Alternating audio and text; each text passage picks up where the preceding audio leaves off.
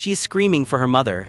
The year is approximately 750 years before the Common Era. The sun set 2 hours ago over what will one day become the most powerful city in human history, and in the torchlit chaos of what was supposed to be a religious festival, a young woman named Hercilia is being dragged through the streets by men she has never met, her fingers clawing at the dirt as they pull her toward a house she has never seen, her voice going hoarse from screaming words that no one is listening to. She came here this morning with her family. She came to watch the games. She came because the invitation promised entertainment and spectacle and a chance to see this new settlement everyone had been talking about. She did not know she would never leave. What is happening to Hercilia right now in this moment will be repeated at every Roman wedding for the next 1,000 years. Screaming, the dragging, the pretend resistance that is not pretend at all.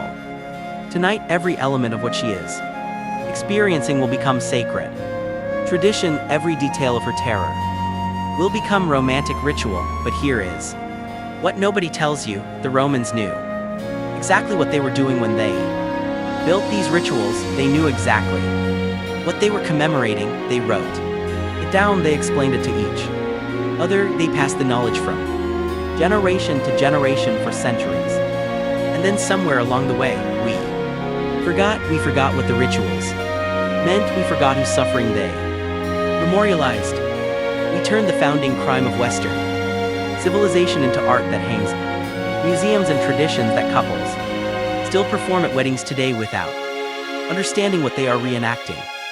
I am going to tell you what the Romans never wanted you to understand about how their civilization really began. I am going to show you the documents they left behind, the explanations their own historians recorded, the connections that scholars have traced between the darkest night in Rome's founding and the wedding traditions that spread across the Western world. And I need to warn you about something before we go any further. Once you understand what Roman wedding rituals actually commemorated, you will never see a bride carried across a threshold the same way again.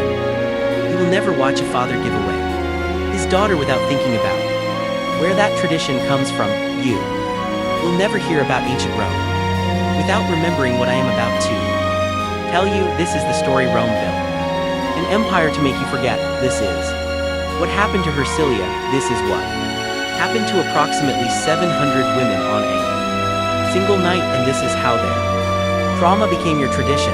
To understand what happened that night, you need to understand what Rome actually was in its earliest years, and I promise you it was not what you learned in school. The traditional founding story says Rome was established by Romulus and Remus, twin brothers raised by a wolf.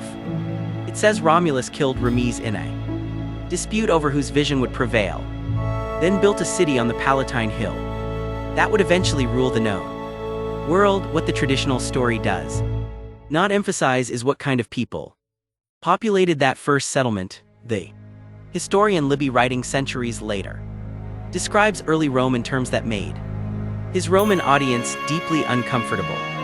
He says Romulus established what he calls an asylum, not a city, not a kingdom. An asylum, a refuge, a place where anyone could come regardless of what they had done or what they were running from. Who answered this invitation? Livy does not soften the answer. Runaway slaves seeking freedom from masters who would never stop hunting them, men fleeing murder charges in their home communities, debtors who had borrowed more than they could repay and faced imprisonment or worse, exile, who had been expelled from respectable societies for crimes Livy does not specify. The desperate, the criminal, the unwanted. This was Rome's founding population, not noble warriors, not heroic pioneers, the men that every other society had rejected. Now here's what you need to understand about what happened next, because this is where the story that Rome wanted to tell and the story that actually happened be to diverge. The population grew rapidly. Within a few years, Rome had become a genuine military force. Thousands of men had gathered on those hills, drawn by the promise of a new beginning, by the opportunity to own land, by the chance to become citizens instead of outcasts. But something was wrong, something that threatened to end Rome within a single generation. Can you guess what it was? Almost all of these refugees were men. Rome had soldiers, Rome had farmers.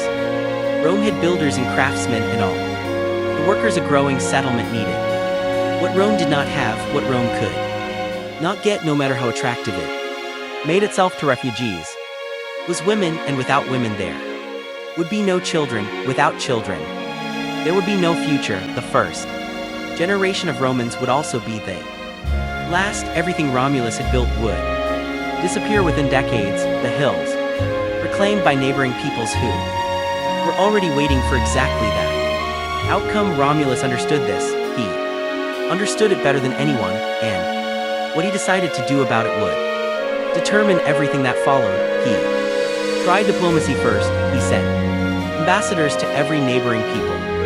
The Sabines, the Latins, the other communities of central Italy. His ambassadors proposed formal alliances that would include intermarriage rights. They asked these neighbors to give their daughters as wives to Roman men. Every single embassy was rejected. The neighbors looked at this settlement of criminals and runaways and saw exactly what it was. They saw the last man on earth any father would want his daughter to marry, and more than that, they saw an opportunity. If they simply refused to help Rome acquire women, the problem would solve itself. Rome would die out. The territory would become available again. The threat would disappear without anyone having to fight a war. This was not just disinterest, this was a coordinated strategy to exterminate Rome through demographic strangulation. Romulus received the final rejection. He gathered his advisors and he asked them a question that would change the course of Western civilization. If our neighbors will not give us their daughters willingly, how else might we acquire them? The answer they developed would require a festival, a deception, and approximately one night of coordinated violence. But I am getting ahead of myself. Before I tell you what happened, I need you to understand exactly how it was planned, because this was not a riot, this was not chaos, this was a military operation organized with the same precision Rome would later use to conquer the Mediterranean world.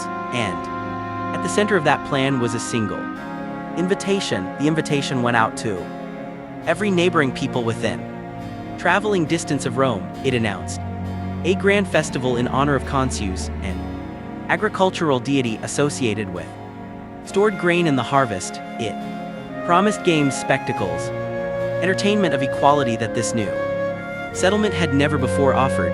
It specifically encouraged families to attend. It specifically mentioned that women and children would find much to enjoy. It specifically emphasized that this was a religious celebration. The peace of the gods would ensure everyone's safety. The Sabines accepted.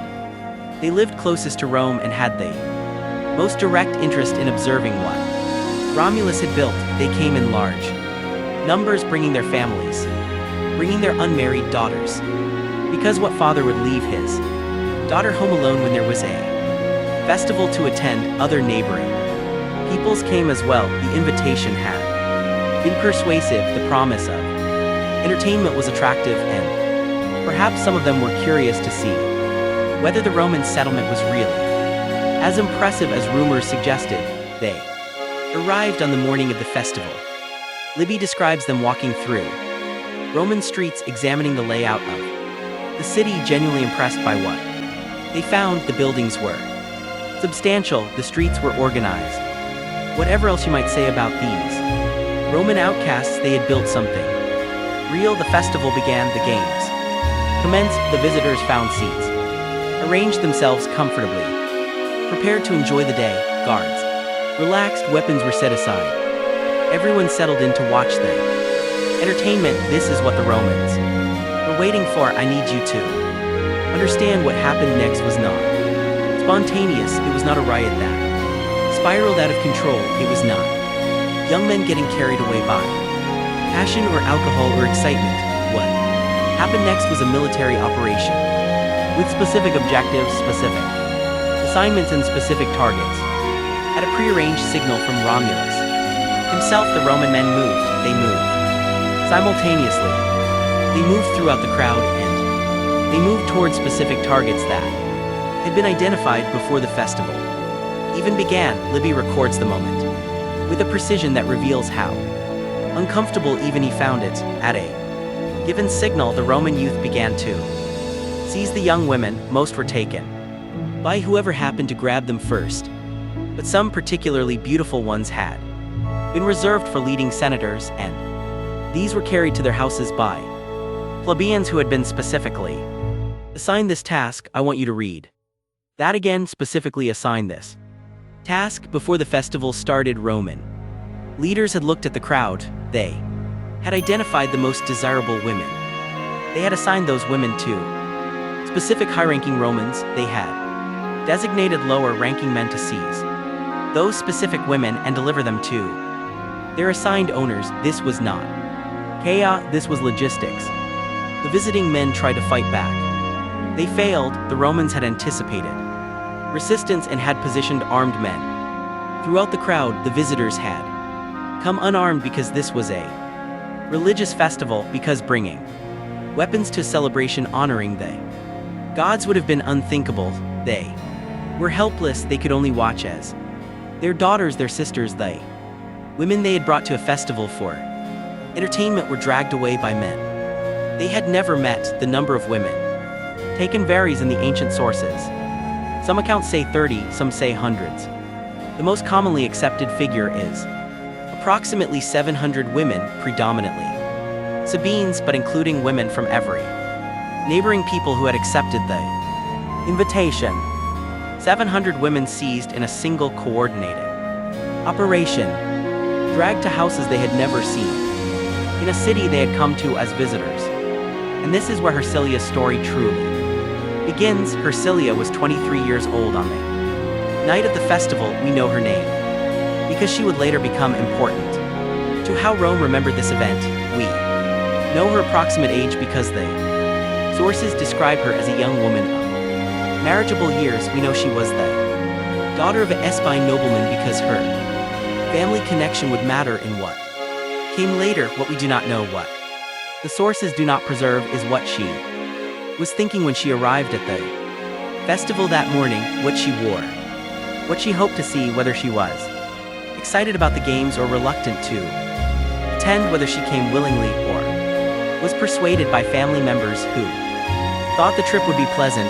We do not know these things because the Romans who wrote the histories did not think they mattered. To them, Hercilia existed as a function in a founding narrative. Her interiority was irrelevant. Her personhood before the seizure was not worth recording, but I want you to imagine her for a moment. A young woman at a festival, surrounded by family, watching games she had never seen before in a city she had heard stories about, perhaps enjoying herself, perhaps bored, perhaps wondering when they would head home. And then they signal, and then the hands grabbing her, and then the screaming. The sources tell us that Hercilia was seized by one of the most prominent Romans. Some accounts say Romulus himself, others say a close companion named Hostus Hostilius.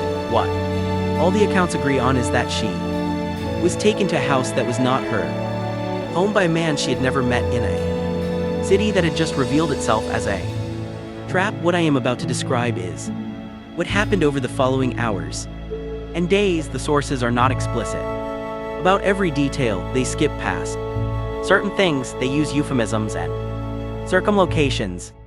But when you read them carefully, when you understand what they are trying not to say, a picture emerges. The women did not go quietly. Libby describes them weeping, struggling, crying out for their families, refusing to eat, refusing to speak to the men who had taken them. The sources describe this resistance because they need to explain what Romulus did next. Romulus visited the captured women personally. He gave a speech that Libby records in detail, and I want you to hear it because it reveals exactly how Rome justified what it had done. He told them that what had happened was the fault of their own fathers, their fathers' pride, their fathers' refusal to allow intermarriage with Rome. He told them they would have all the rights of Roman wives. They would share in Roman citizenship. Rome property Roman children, and then he said something that is echoed through 27 centuries of history. He told them to moderate their anger and give their hearts to those to whom chance had given their bodies. Stop for a moment, listen to what Romulus is actually saying. Their hearts to those to whom chance had given their bodies. He is acknowledging that these women's bodies have already been given to Roman men without consent. The giving has already happened. The physical fact has already been established. Now he is asking them to eventually come to love the men who took them. This is the logic of every captor who has ever claimed that captivity would become comfortable. This is the reasoning of every abuser who has ever said, give it time, you will learn to like it. And Rome encoded this logic into its founding story. Rome celebrated this reasoning for 1,000 years, but here is what the sources reveal when you read them carefully. The speech did not work, at least not immediately. The women did not simply accept their situation because Romulus told them to. The resistance continued, and Rome needed another approach. What I am about to describe is the origin of the Roman wedding ritual. Every element I will explain traces directly back to what happened in the days and weeks following the mass seizure. The Romans themselves documented these connections. Their own antiquarians and historians recorded exactly what each ritual element commemorated. This is not interpretation, this is not speculation.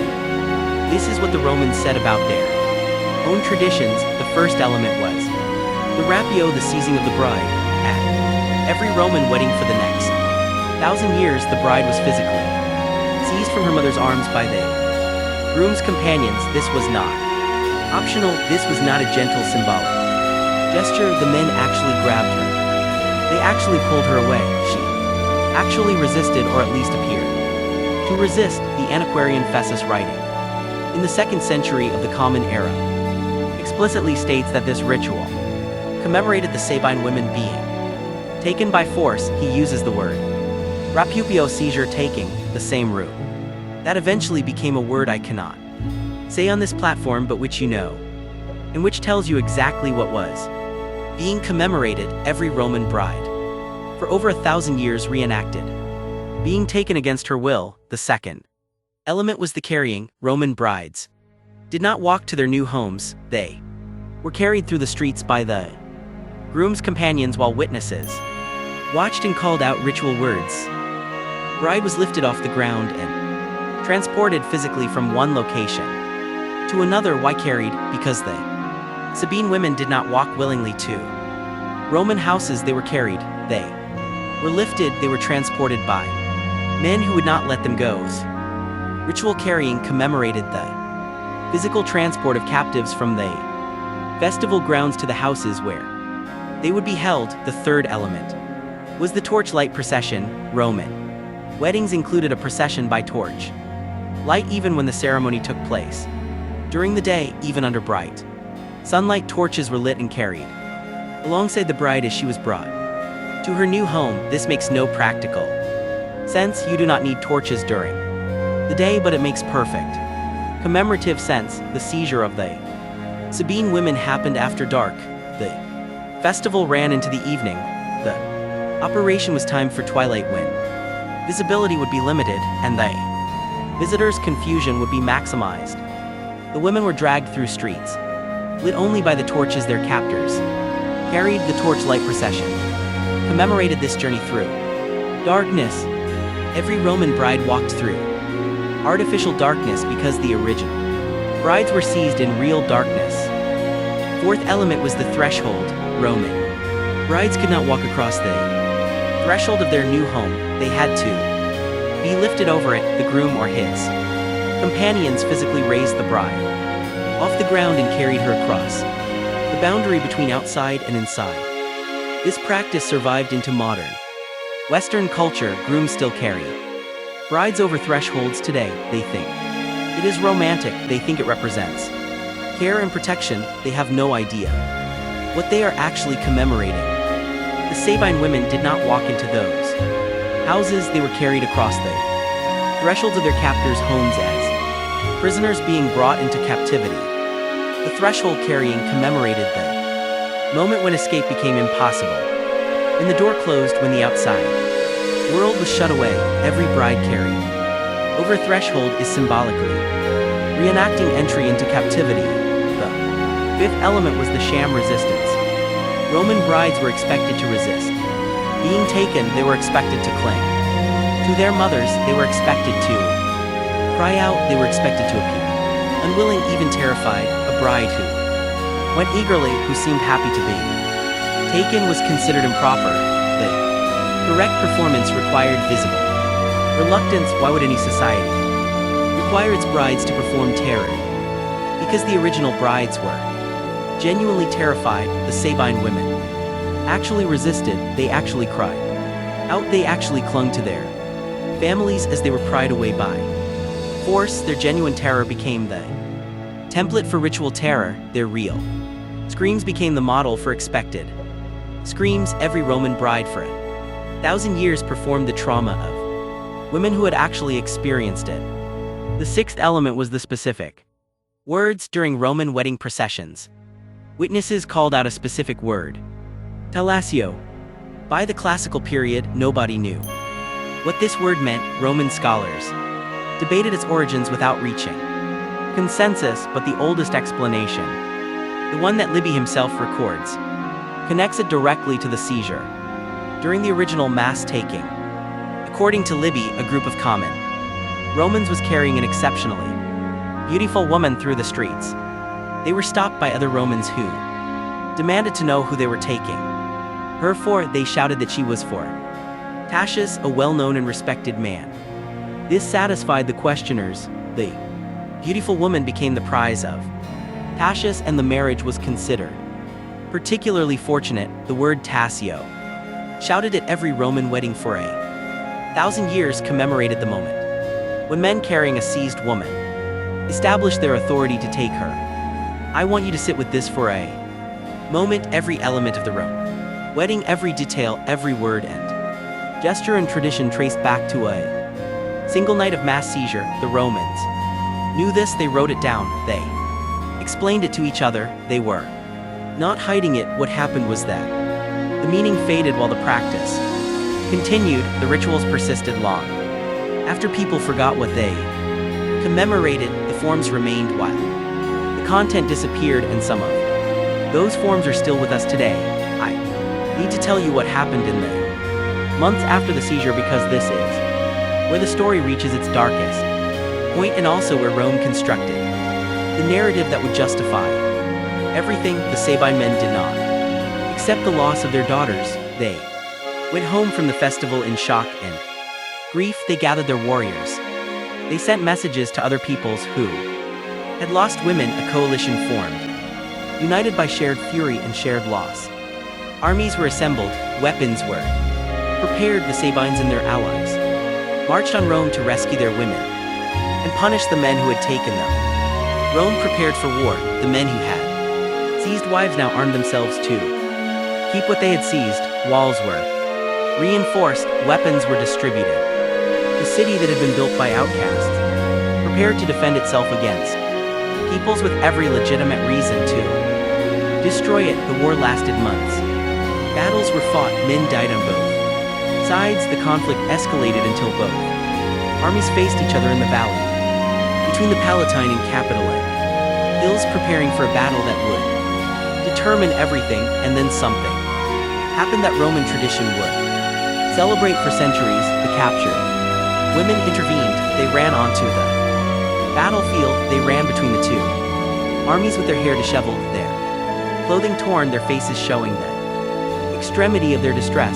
Some of them carried infants in their arms, the children born of their forced unions, the children who were the whole point of what Rome had done. Livy records the words they spoke, and I need you to hear them, because these words have been celebrated as proof that the women accepted their situation, as evidence that everything worked out as the moment when crime became reconciliation. They cried out, if you cannot accept the connection between you, if you cannot accept this marriage, turn your anger against us. We are the cause of this war. We are the reason for the wounds and deaths of our husbands and our Fathers, better to die ourselves than two.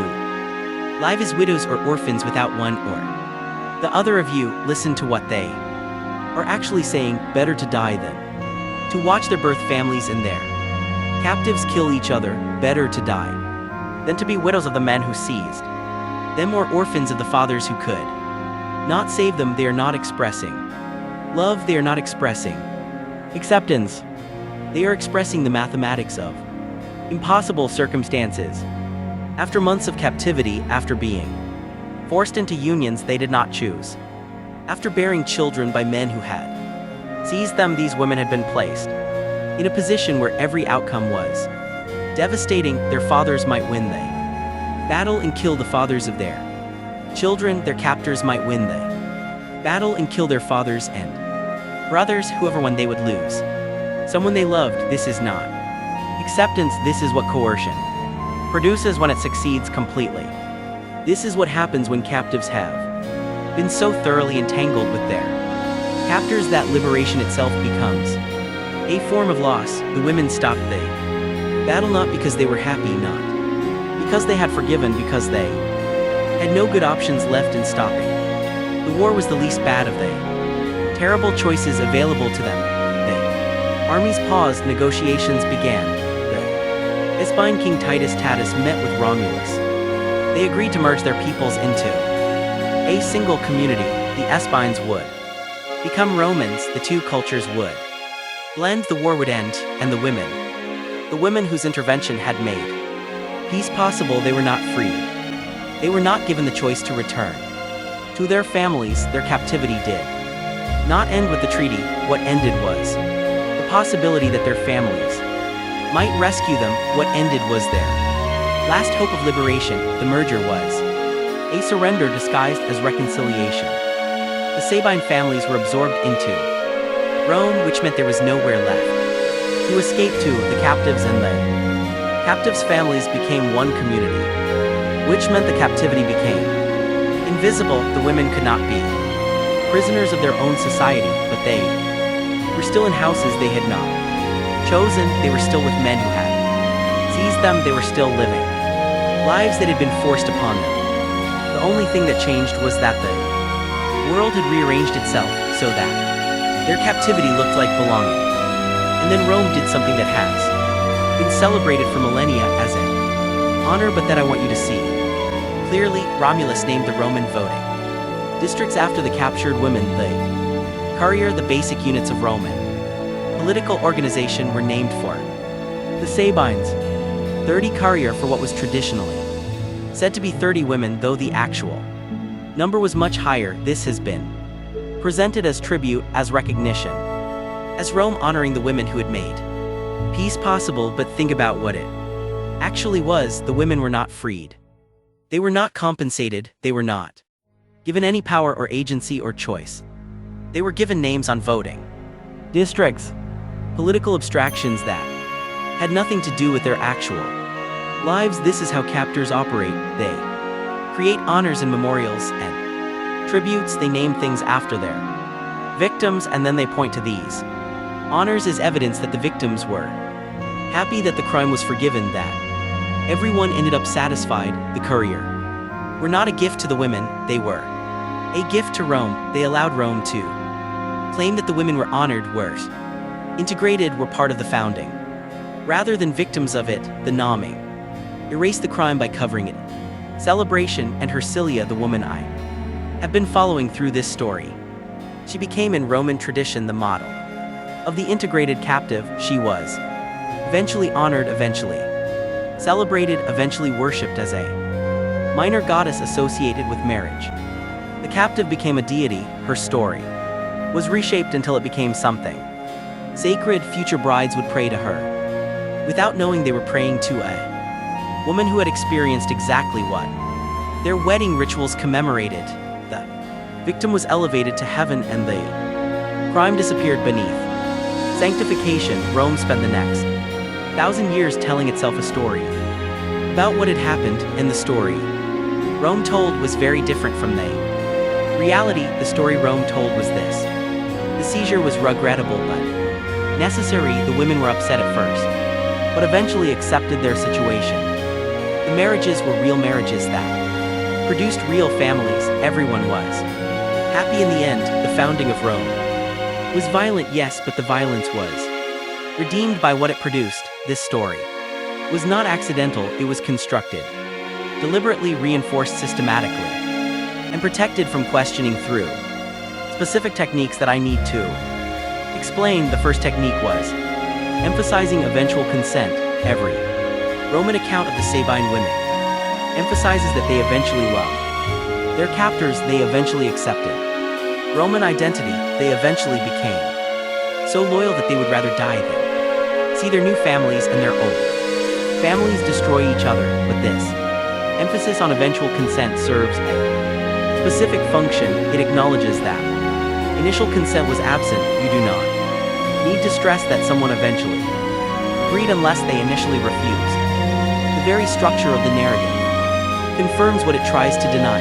When Livy says the women eventually gave their hearts, he is admitting they did not give their hearts at first. When he praises their acceptance, he is acknowledging they had to accept something they did not choose. The Roman narrative cannot help revealing the truth it is trying to cover. The second technique was emphasizing necessity. The sources explain again and again that Rome had no alternative. The neighbors refused intermarriage. The city would have died without women. The seizure was unfortunate but unavoidable. What choice did Romulus have? This is the logic every aggressor uses. We had no choice. They forced us to do it. Our survival required their suffering. It is a logic that ignores other possibilities, that treats the aggressor's needs as more important than the victim's autonomy, that measures acceptable harm against the aggressor's benefit rather than the victim's cost. Rome always had a choice. It could have offered more generous terms. It could have proven itself trustworthy over time. It could have accepted that the neighbor's rejection was justified given the character of Rome's population. It could have moved elsewhere or disbanded or tried something other than mass seizure. Rome chose to take what it could not earn, and then Rome claimed it had no choice because the alternative was to not get what it wanted. The third technique was emphasizing outcomes. Rome became great. Rome built an empire. Rome created the foundations of Western civilization. Therefore, the sources implied the founding was justified. The women's suffering was a price worth paying for everything that followed. This is the most dangerous logic of all. It suggests that any crime can be justified if it produces enough success. It measures morality by results rather than by actions. It says that history is written by the winners, so winning makes everything acceptable. By this logic, any atrocity can be excused if the perpetrators succeed. Any victim can be dismissed if their suffering produced something the perpetrators value. The women's pain did not matter because Rome mattered more. The fourth technique was silence about those who did not accept. The sources mention briefly and in passing that some women never reconciled to their situation. Women who continue to mourn, women who refused to participate in their captors' households, women who resisted in ways the sources do not specify. Women who did not survive. These women receive no names, they have no stories, they appear in the sources only as categories to be mentioned and dismissed before returning to the women who successfully integrated. How many women never accepted? How many died in the first days, the first weeks, the first months? How many lived for years in silent resistance that the sources did not bother to record? We cannot know. Rome did not preserve those stories, but their existence is implied in the very emphasis placed on the other women's acceptance. The sources protest too much. They insist too strongly that the women came to love their captors. This insistence suggests anxiety about the women who did not, and here is the darkest truth of all. We do not even know how many women were taken. The sources say 30 or hundreds or 700. Number was not recorded precisely because the women were not counted precisely. They were category, not individuals, a resource, not people with names that deserve to be remembered. Approximately 700 women were seized in a single night. and Rome did not bother to count them. Accurately, that tells you everything about how Rome saw them, the truth about what the Roman wedding rituals commemorated was never completely hidden, it was always there, and they sources, Fessus explained it, Varro discussed it, Plutarch analyzed it, the information was available to anyone who read carefully. What was hidden was the significance, what was obscured was the horror. The Roman sources presented the connections as interesting antiquarian facts rather than as evidence of ongoing trauma commemoration. They explained what the rituals meant without considering what it meant that the rituals existed at all. The re-examination began in the modern period. Scholars started asking questions that ancient sources had not thought to ask or had thought to ask but carefully avoided. Why did Roman brides have to be seized from their mothers? Why did they have to appear reluctant? Why did they have to be carried rather than walking? Why did they have to be lifted over thresholds? The antiquarians had always known the answers, the information was available, but nobody had considered what the answers revealed about Roman civilization and its relationship to the women it claimed as its foundation. The feminist scholars of the 20th century pushed the analysis further. They identified patterns that the ancient sources took for granted. They named the mechanisms of normalization that had transformed violence into tradition. They considered what the women might have experienced rather than accepting the Roman version of what the women supposedly felt. They recognized something crucial. The Roman sources were not neutral observers, they were participants in a culture that had built itself on what was done to those women. They had every incentive to minimize, to justify, to refrain. Reading them as reliable narrators of the women's experience was a mistake. When you read the sources against the grain, when you look for what they are trying not to say, a different picture emerges. The women's resistance was real and persistent. The acceptance was coerced and partial. The reconciliation was surrender to circumstances that left no alternative. The celebration was propaganda that served the interests of the captors and their descendants. Today, scholars understand the mass seizure of the Espine women as one of the founding crimes of Western civilization. Not merely a myth but a template, not merely a story but a pattern that Rome established and transmitted to the cultures that followed. The pattern said that women could be taken, that their resistance was expected but would be overcome, that captivity could eventually become love if the captives were patient enough, that the crime would be forgiven if the outcomes were good enough. This pattern was encoded. The wedding rituals, it was reinforced every time a Roman bride was seized from her mother and carried screaming through the streets. It was transmitted to the cultures that inherited Roman traditions, and elements of it persist to this day in practices whose origins have been forgotten but whose forms continue. What happened to the women after the war ended and the peoples merged? The sources focus on political outcomes because that is what the sources cared about. Romulus and Titus ruled jointly. The Romans and Sabines became one people. Rome grew stronger. The crisis was resolved, but for the women, resolution meant something different. It meant their families were now part of the same community as their captors. It meant there was nowhere to escape to. Even if escape were possible, it meant the captivity had become so embedded in social structure that it could no longer be called captivity. They were not prisoners, they were wives, they were mothers, they were Roman. Hercilia lived out her life in Rome. The sources describe her as influential, as respected, as a founding mother whose name was remembered, but they do not describe her as happy. They describe her as present. That is not the same thing. She was eventually deified. After death, she was worshipped as Hora, a goddess associated with marriage. The woman who had been seized at a festival and forced into a union she did not choose became a deity that future generations invoked at their own weddings. I want you to think about what this means. Future brides prayed to Hercilia for happy marriages. They prayed to a woman whose marriage began with seizure. They prayed to a goddess whose divine status was built on a foundation of human suffering that had been transformed into sacred tradition. The women who prayed did not know what Hercilia had experienced by the time she became a goddess. The story had been reshaped so many times that the original experience was unrecognizable. Hercilia had become a symbol of marital harmony, not a victim of marital violence. This is how culture forgets, not by erasing but by transforming.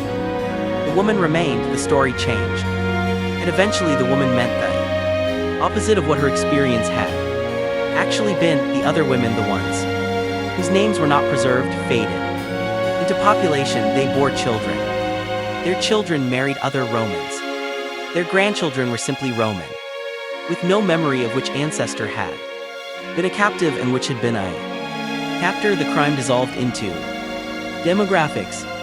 When everyone is descended from both sides, no one is responsible for either side. The founding violence was distributed across so many bloodlines that it became invisible. This too was a form of forgetting. The women were absorbed so thoroughly that they could no longer be identified. Their suffering became the general foundation rather than the specific injustice. Rome was built on what was done to them, but Rome eventually became them, and they became Rome, and the distinction disappeared. Only the rituals remained. The rituals that commemorated what had happened, the rituals that continued to be performed even when no one remembered what they commemorated, the rituals that are still performed today. The Roman wedding rituals survived for over 1,000 years. They survived the transformation from kingdom to republic to empire. They survived the Christianization of Rome. They survived the fall of the Western Empire. They survived in modified forms into the medieval period and beyond. Some elements faded. The explicit seizure of the bride from her mother's arms became less dramatic over the centuries, transformed gradually into the father giving the bride away. The torchlight procession became optional. The specific words were forgotten, but other elements persisted. The carrying of the bride over the threshold survived into medieval Europe. It survived into modern Western culture. It survives today, performed by couples around the world who have no idea what they are doing.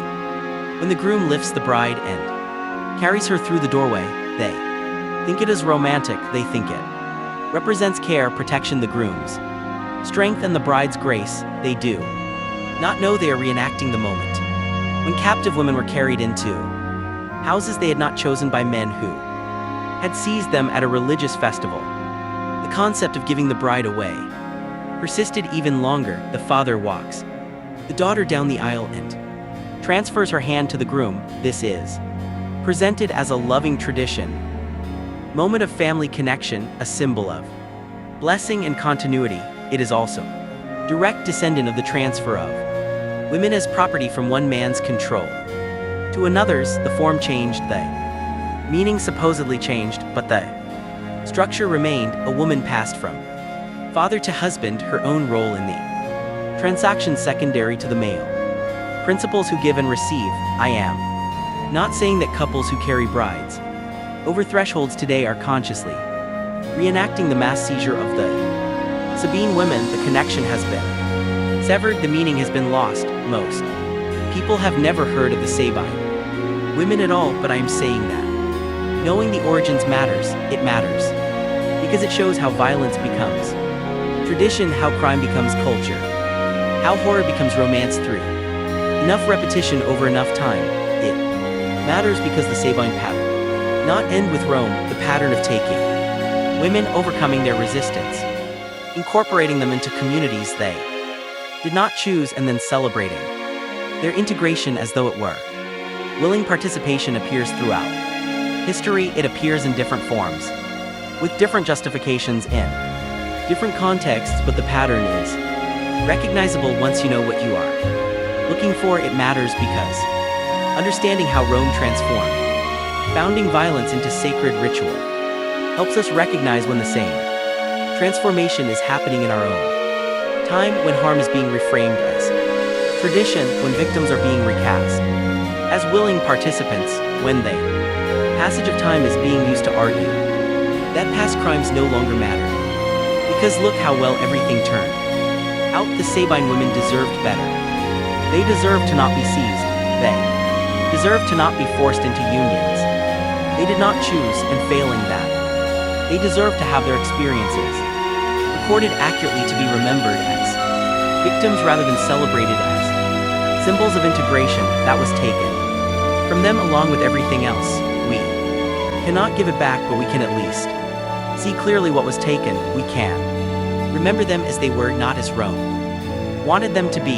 For Hercilia, who came to a festival and never went home, who was seized by men she had never met and taken to a house she had never seen, who lived out her life in a city that celebrated her captivity as romance, who was eventually made into a goddess so that future brides could pray to her. Without knowing what she had actually experienced, she did not choose to become a bridge between peoples. She was forced into that role by men who had already decided her fate. Her reconciliation was surrendered to circumstances that offered no alternative. Her deification was the final theft. Her very identity transformed into a symbol of what had been done to her. For the unnamed woman who ran onto the battlefield holding her infant, begging both sides to stop, who is remembered as a peacemaker, but whose peace was the peace of the captive who has no good options left. She stopped the war because everyone she loved was now on both sides. Whoever won, she would lose. Her intervention was not acceptance, it was desperation, transformed into diplomacy, because desperation was all she had left. For the women who never accommodated, who continued to mourn their families, who refused to participate in their captors' households, who resisted in ways they sources do not describe, who did not survive the first weeks, the first months, the first years. They have no names, they have no stories. Rome forgot them because remembering them would have complicated the narrative of successful integration. But they existed, their resistance was real, their suffering was real. Their absence from the historical record is not evidence that they did not matter. It is evidence of who controlled the records. For the approximately 700 women who went to a festival with their families and were dragged away by strangers, who were carried through streets they did not know to houses they had never seen, who bore children they had not chosen to conceive and raise those children in a community that celebrated its own founding crime.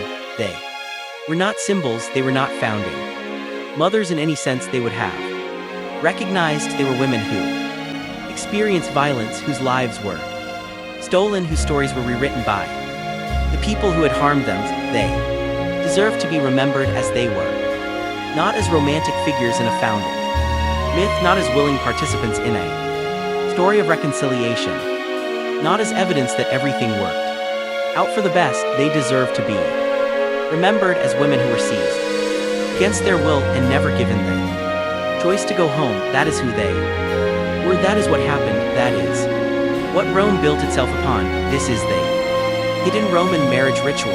Hidden not because it was secret, but because its meaning was lost while its forms persisted. Hidden because Rome told a story about romance and necessity and reconciliation. And that story was easier to hear than the truth. Every element of the Roman wedding commemorated what happened on that night: the seizure, the carrying, the torchlight, the threshold, the sham resistance that was not sham at all. For the women who first experienced it, for 8,000 years, every Roman bride was made to reenact what those first women experienced. Every Roman groom was made to symbolically do what those first captors did. The founding crime was commemorated in the most intimate ritual of Roman life, repeated millions of times, transmitted to the cultures that inherited Roman tradition. Some of those elements survive today: the threshold, carrying the giving away of the bride, the idea now fading but not yet gone, that bride should be taken rather than go willingly. The meaning is lost, the forms persist, and now you know what they commemorate. The next time you see a painting of the seizure of the Sabine women in a museum, look at the women's faces, not the men's muscles, not the artistic composition. Not the technique or the brushwork or the historical significance. Look at they. Women's faces, they are screaming, they are reaching for their families, they are being taken against their will. The artists saw this clearly, they depicted it accurately, and then the paintings were hung in galleries and celebrated. For their beauty, the horror was always visible, we just learned not to see it. See it now, remember them, remember what was done. If this meant something to you, if you believe these stories deserve to be told, subscribe so you will see the next one. Share this with someone who needs to understand what Roman civilization was actually built on. I want to hear what you're thinking. Right now, leave a comment telling me, did you know about this before? Did you know where the threshold tradition came from? Did you know what Roman brides were made to perform at every wedding? For 1,000 years, this channel exists to tell the stories that get forgotten, the ones that powerful people wanted erased, the ones that complicate the narratives we were taught. There is more to tell, so much more. The next video is going to reveal something that most people have never heard about, something that will change how you see history. I hope you will be here when I tell